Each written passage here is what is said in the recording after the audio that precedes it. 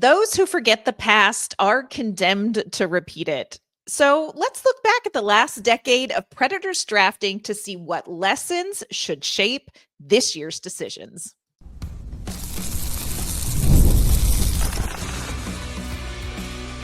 You're Locked On Predators, your daily podcast on the Nashville Predators, part of the Locked On Podcast Network, your team every day.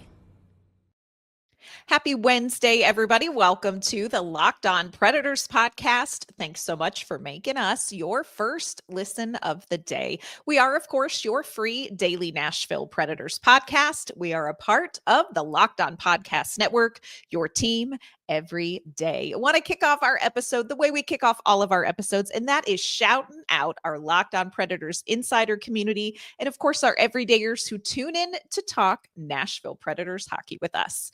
I'm Kimmel. I am a writer and co-host with Penalty Box Radio, and my friends, I have a partner in crime. You do. I am Emma Lingan, and I'm the Predators site editor and reporter for the Hockey News. Well, this year, Nashville is in a unique situation for the draft. They have the 5th overall pick, 3 picks in the first round. Friends, we have said it before, drafting is part science, part wizardry, but hindsight can be pretty helpful. So on today's show, we are going to look back at what we can learn from the last decade of Predators drafting in the first round. And I think maybe one of our takes might surprise some of you. All right, Emma, you always got to look back and say, what can we learn from that? The good, the bad, the ugly. And I think with Nashville having this opportunity with the 5th overall pick coming up, 3 picks in the first round. Okay, let's look back. What can we learn from Nashville about their first round picks? And so we decided to stick to like a decade. We're going back a decade because, you know, it's a rabbit hole if you go too far. So I just want to quickly review. These are the 10 picks in the first round over the last 10 years for the Nashville Predators. And then we're going to dive into them and talk about where we think the Preds may have gone right and maybe where they went wrong. So the first round picks for the Nashville Predators, 2024, Igor Surin. 2023, Matthew Wood, Tanner Molendyk. 2022, Joachim Kimmel. 2021, Fedor Svechkov and Zachary LaRue. 2020, Yaroslav Askarov. Dang it. Gonna get it.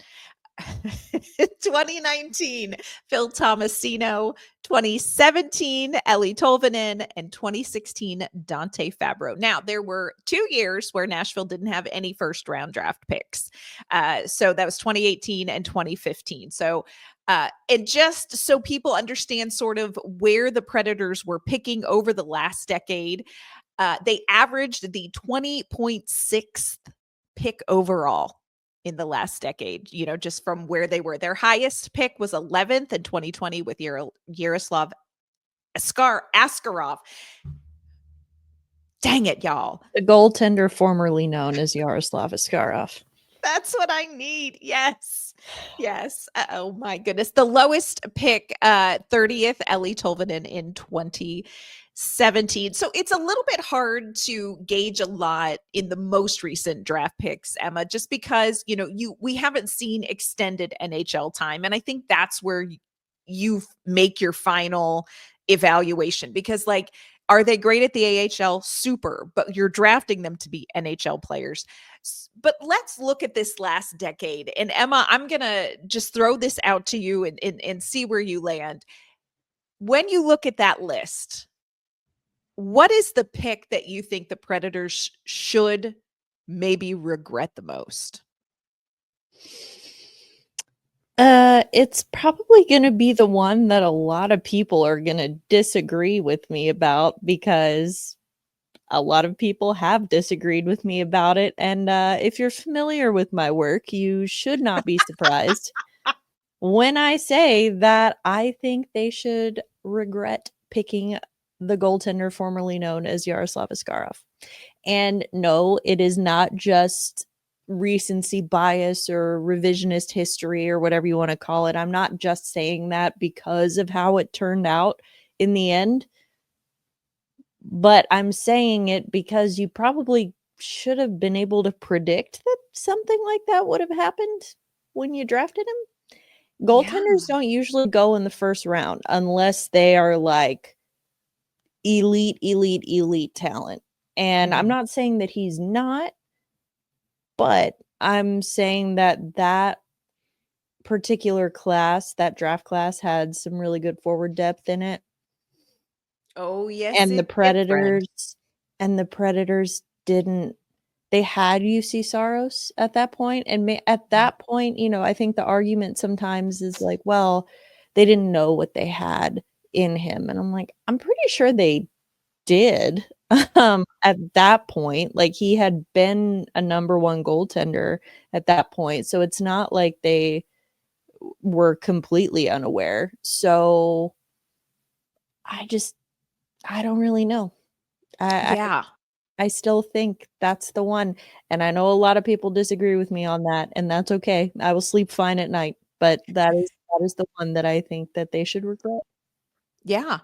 I think there really is something to that. And again, this is not like sour grapes, he's not here anymore, because the upside of drafting Yaroslav Askarov is that he really did benefit. And I think we eventually will see the benefit of the trade deal that they got for trading him. So it's not that he didn't have value or anything like that. It's not that we are mad at him. He is delightful. I mean, he's a gem. And I do think he is going to be a solid NHL goaltender. I think he could be a very, very good NHL goaltender.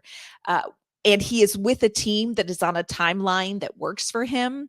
But I don't know that you had to be Scooby Doo to figure out that the goalie formerly known as Yaroslav Askarov was not of the personality or persuasion to say, "Oh no, hey guys, take your time, I'll wait." Yeah. And quite honestly, I mean, like, to play devil's advocate here, if you're getting drafted in the first round, nor should you be of the personality or of the mind to be like, "That's Very okay, I'll wait." Like, there's yeah. kind of an expectation there. And again, it's like, you don't, not even just in the first round, high in the first round.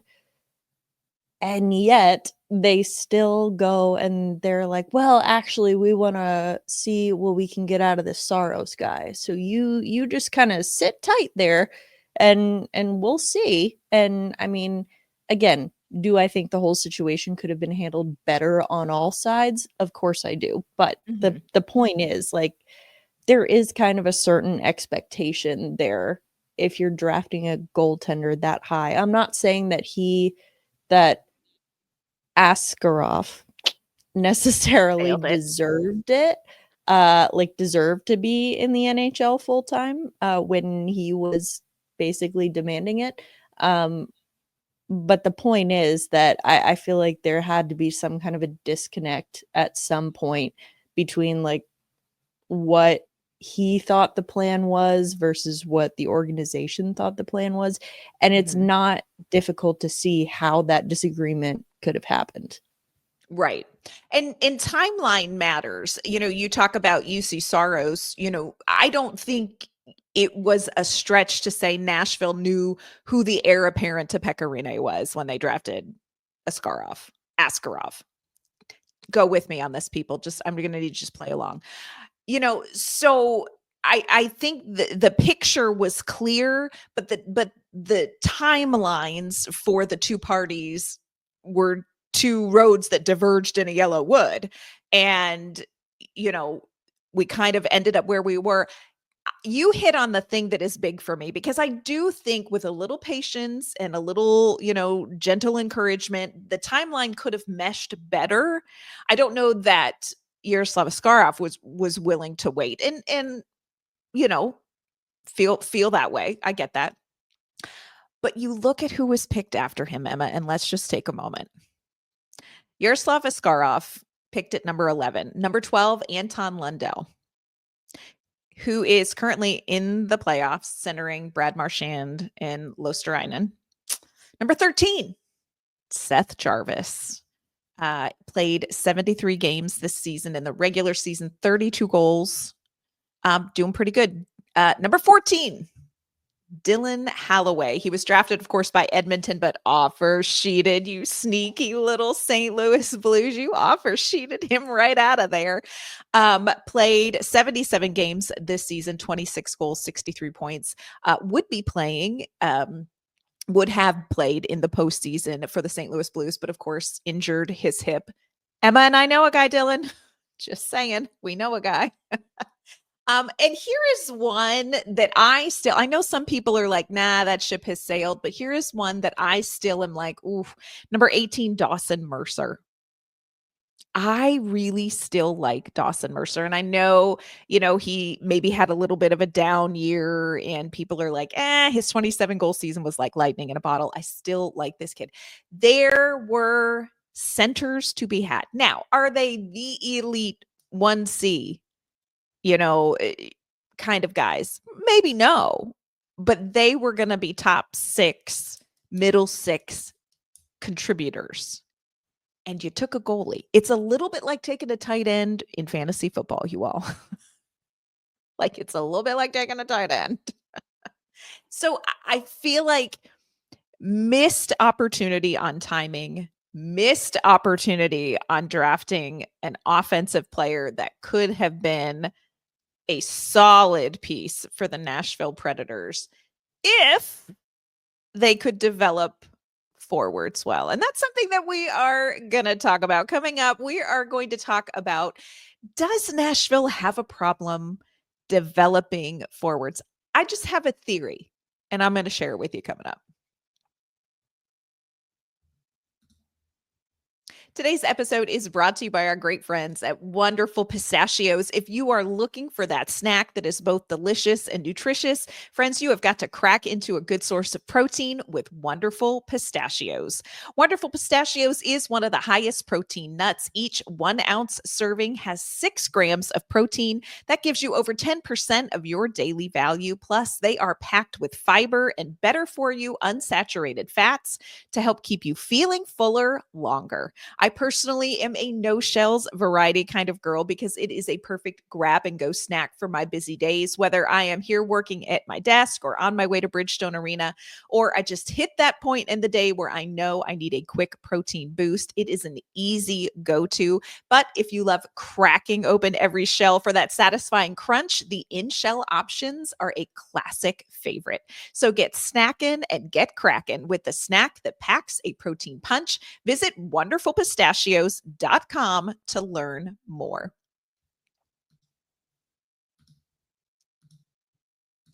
All right, Emma, I think it is a relatively safe assumption that Nashville is going to be looking for an offensive piece with this number 5 pick that they have. Heaven help us. And this has been a challenge for Nashville. Not that they haven't drafted some forward talent, but how has that talent materialized? And specifically in the last 10 years, I'm looking at players like Phil Tomasino and I'm looking at players like Eeli Tolvanen. And look, this is not a new discussion. This is the hatchet in the craw of Nashville Predators fans. Why can Nashville not draft, develop, and plug in forwards in their franchise that stick around? And I have a theory on this, Emma. Yeah. Do you think, first of all, before we get into my theory, do you think Nashville has a problem developing forwards? Yes, but I still that's a broader question. I do think that they do. But I think that sometimes the arguments that people use for that are arguments I don't quite agree with. Like, it's like, oh, well, they let Phil Tomasino and Eeli Tolvanen and blah, blah, blah. Like, Oh, yeah. okay, Eeli Tolvanen is a perfectly fine winger. He is a fine middle 6 winger. He popped off when he left and went to Seattle and everyone was like, oh, no. And then he came back down to earth. He's fine. He's fine. And he's not like Connor McDavid. Like, I don't know. People are acting like, wow, this is the worst thing that's ever happened in the history of the franchise. And it's like, No, I mean, is it a bad look? Yeah. Could they have used him better in Nashville, developed him better, deployed him better? Of course. But it's not like you're losing a Hall of Fame player. Just saying. But Yes. anyway, that's my little mini rant. But continue. I would love to hear your theory. So my theory is based on nothing but pure observation and gut. Okay. And it could just be indigestion, but this is my theory about Nashville and forwards. And it's a two-parter theory. Number one, I think it looks glaringly bad because Nashville is very good at developing defensemen and goaltenders. And taking, a second rounder like Roman Josi and turning him into a Norris Trophy winner. And I'm not saying that Roman Josi isn't in and of himself a phenomenal defenseman, but Nashville does a great, like Matthias Ekholm, fourth rounder. Okay. Great defenseman. You look at Pekka Rinne, taken in the 8th round that doesn't exist anymore, turned him into a statue. Now, granted, those guys have not won Stanley Cups, but you look at the players that Nashville has drafted that are defensemen and goaltenders, and they tend to do very well. And so I think that there is a perspective issue with it because they are so good at goaltending and defense. The other thing I would say, and this is just my own 2 cents, and take it for 1 penny at best, my friends, but it feels like to me, Nashville takes a player who is not a Connor McDavid, but somebody who has an elite skill set in one particular area. And they say, you know what, we love that skill set. We're going to draft you because of this skill set. And then they get in the system and the focus becomes, we are going to make you a well-rounded player, which is a great thing to do. You have to develop all of your game. But at times I feel like it comes at the cost of the reason you drafted them. And, Tomasino and Tolvanen are kind of 2 examples. Not that I think, like, I agree with you, perfectly fine players. They're not Connor McDavid. Okay. We didn't take Connor McDavid and break him and then call him Phil Tomasino. But you take players who have something about them that is elite, and then you're like, we are going to turn you into a well-rounded player. And I think sometimes for Nashville, what that actually translates into is we are going to ignore that offensive strength of yours, and you're going to be a grinder. And then you lose the reason you drafted them, or you don't provide them with an opportunity to showcase why you drafted them, which is why I was giddy AF when Zach LaRue got a chance to play top 6 minutes, because I have nightmares of this happening to Zach LaRue. That is my theory, Emma. I feel like in the process of we are going to turn you into a well-rounded forward, what that turns into is you're going to be a grinder. You're going to be that 4th line grinder, go in and get the puck and bring it out. And then we're going to get an offensive zone faceoff, and we're going to let the other players come out and do the offense. And I think they miss capitalizing on the reason they drafted them. Just my 2 cents. Not a scout, not a GM, just somebody who watches. Yeah, I don't think that's a far stretch. I mean, I think that might be a slightly oversimplified version of like the actual problem. I think For that sure. you explained it very well. I think that, I don't know, looking at the forwards that they have drafted and developed, I see what you're saying, and we've seen examples of this, is guys like Phil Tomasino, Zach LaRue, he was 2nd round, not 1st round, but still applies. Luke Evangelista, guys who Svechkov as well. It's like, okay, we drafted them for this reason, but now we're going to bury them, and make them kind of a one size fits all kind of, we're going to turn them all into Colton Sissons basically. And that's great. Colton Sissons is such a valuable guy to have on your team, but you don't need 12 of them. Like you only need one or two, and I think that that's what they've become really good at developing is like bottom six forwards. And it's like, Yes. not to say that those aren't valuable because you need depth players, and depth is really important, especially, if you want to go on any sort of playoff run. You can't have a team that's too top heavy and that, you're only getting production from one or two guys, in your top six. But it's like the Predators have a team full of bottom six forwards, and Yes. it's, again, it's not objectively bad, but you need more than that. Like, Yeah. I think if you look at, I mean, even, and I don't think this is really, it's not fair for me to comment on yet because I really haven't seen him play at all. But even, and now granted, I know that Nashville didn't draft him, Vegas did, but David Edstrom, Mhm. people were up in arms a couple weeks ago when Barry Trotz was on the radio and said that Edstrom profiles as like a third line center, and people are like, wow, he's a first round pick, why are like, that's the best we can do, it's a third round center, blah, blah, blah.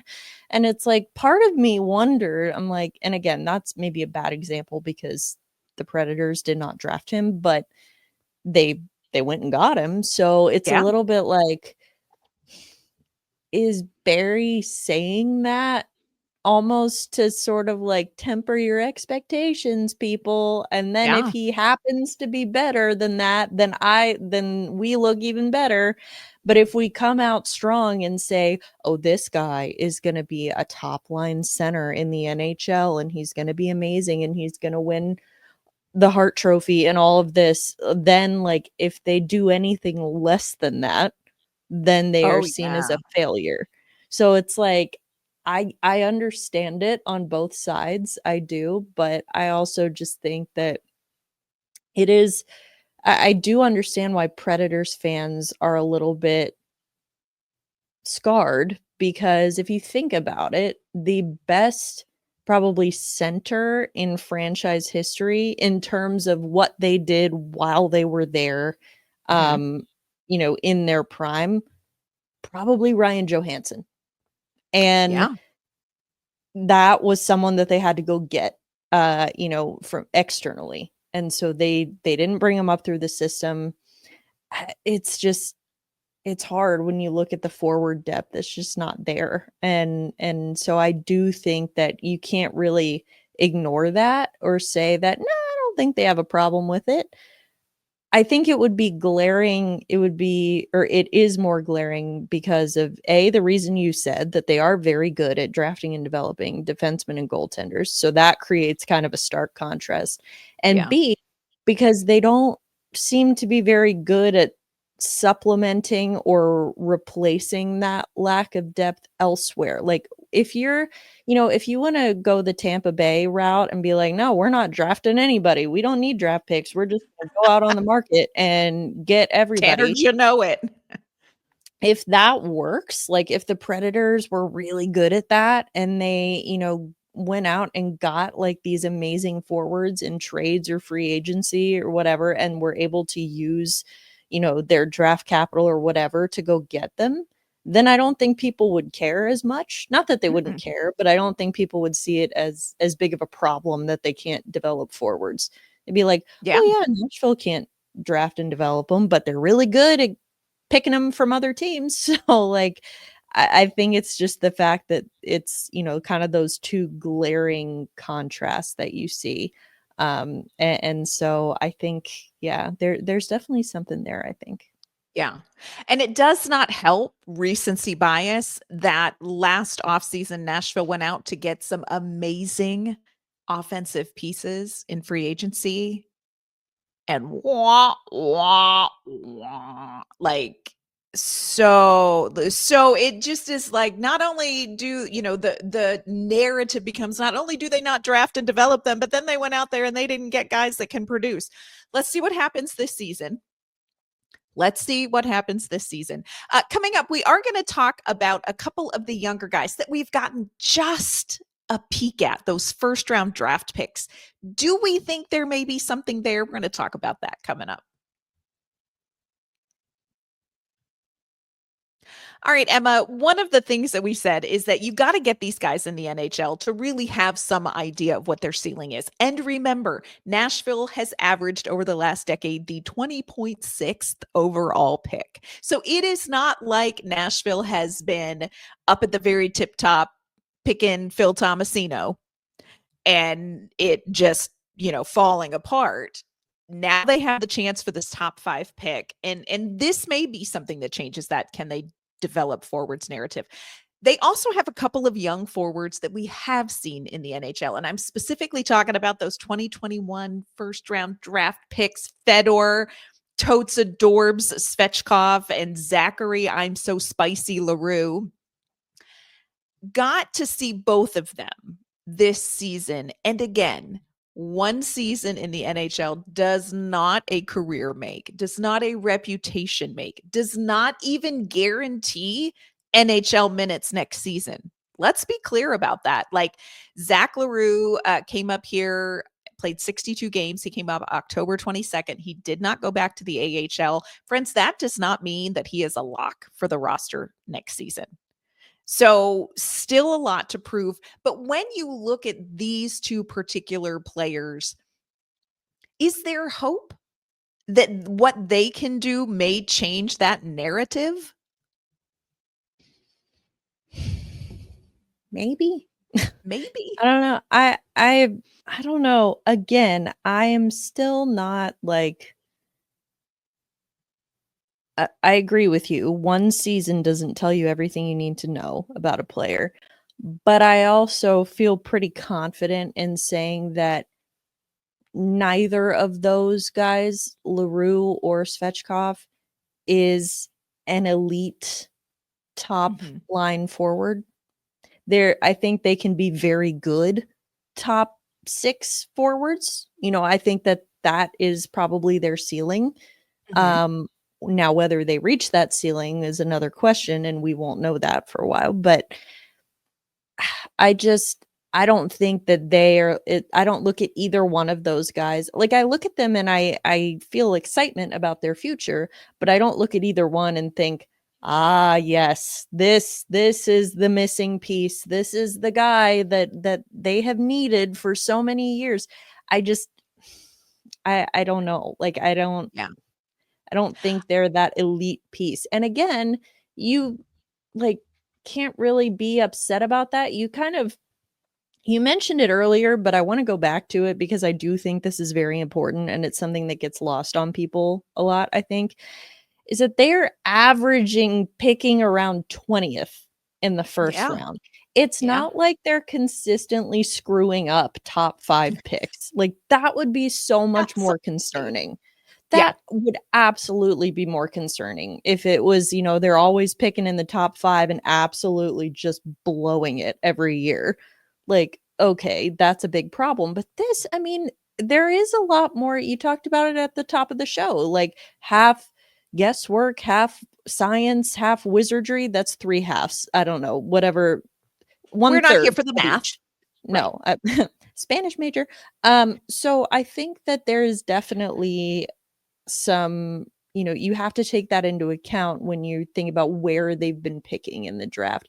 Now, if they're going to constantly be a team that picks in the middle of the draft order, should they be better at scouting talent in that part of the draft? Probably, but that's a different conversation, different argument.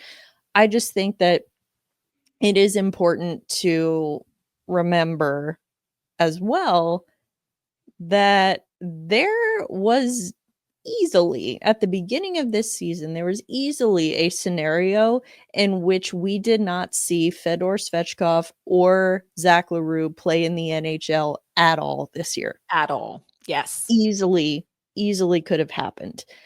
But because things were so bad this year, and we are, looking for whatever joy, whatever positivity we can, I was like, well, at least we can see what the young kids can do. And if they don't come up and immediately just knock everyone's socks off, then everyone's like, well, that's another bust. And it's like, Yes. no, we don't need them to be that right now. I mean, like, it would have been nice because we could use some nice things after enduring the season that we just did. But I think it's important to kind of keep it all in perspective and remember that, like, if you want to blame this year's struggles on anything, it's not, I mean, there's plenty of blame to go around, but like, again, there was a scenario in which neither of those guys played a minute in the NHL this year because they shouldn't have had to, barring an injury or something. But yeah. I look at Zach LaRue, I look at Fedor Svechkov, Joachim Kimmel had just 2 games here really briefly. We saw Matthew Wood for 6 games. And I look at these guys, and in my mind, and maybe this isn't good enough in the NHL for other people, but I look at them and I wonder, is there a Philip Forsberg there?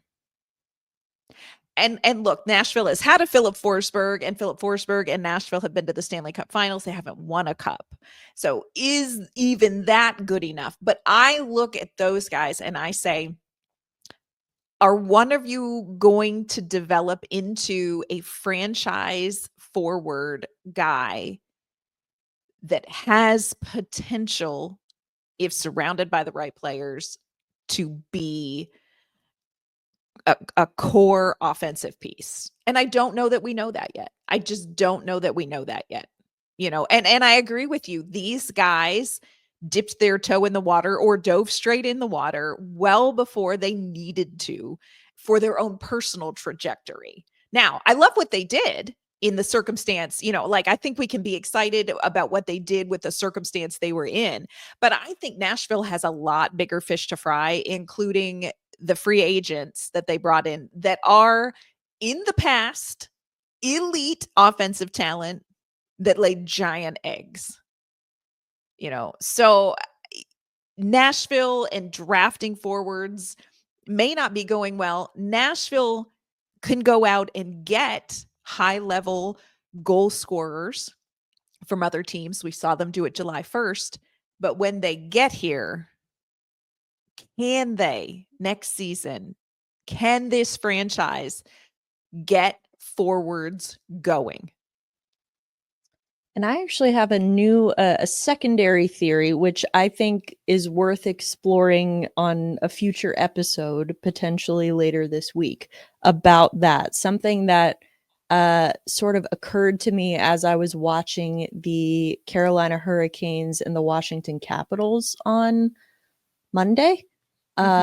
Something sort of a comparable piece there. Again, maybe a theory that's just based on my own observation, not based on anything other than that, but just kind of interesting thought that I had there about what the heck happened. Why, when they brought in these forwards and the team got worse. How did that happen? I have a theory.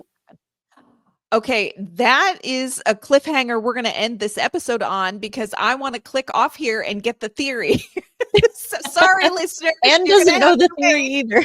You're going to have to wait until another episode, which means you're going to have to tune in again to the Locked On Predators podcast as we unpack not only what Nashville has done in the past, what they have been through this last season, but what they're going to do in the future with the draft. There is so much going on. I know it's the off season. I know they are not on the ice, but there is still so much to talk about when it comes to this Nashville Predators team and where they go from here. So make sure you stay tuned, especially because we have this theory just hanging out there now that we all want to know about. So make sure you come back for that. Before we log off on this episode, though, Emma, will you let everyone know where they can find you, your work, and perhaps your theories?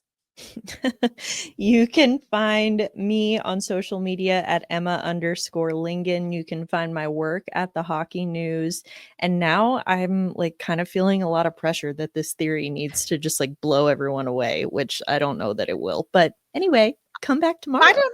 I don't know that my theory blew anyone away, but sometimes it's good to just say it, put it out there. I mean, after the season the Predators have had, all theories are on the table, friends, and you're going to hear them here. True. If you want to find me on social media, you can look me up on Twitter, X, whatevs, at @ANK_mama on ice. You can find my work with Penalty Box Radio as well. Friends, that is going to do it for this episode of the Locked On Predators podcast. Thanks again so much for making us your first listen of the day. We're going to be back tomorrow with theories and ideas. We'll see you then.